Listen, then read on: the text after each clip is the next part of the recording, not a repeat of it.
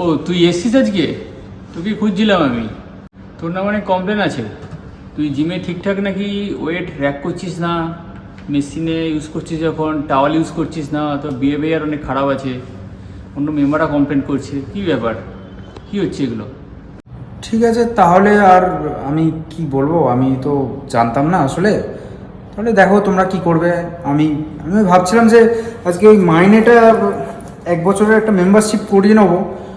তো যখন এত কমপ্লেন আছে আর কি করব, তাহলে থাক।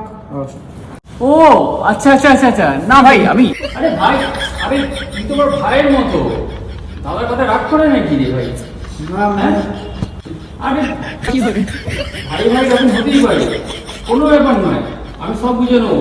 ঠিক আছে, সব কোনো ব্যাপার নয়, যেতে হবে না কোথাও, এখানে থাক। ঠিক আছে, এই এদিকে আয়, ভালো করে।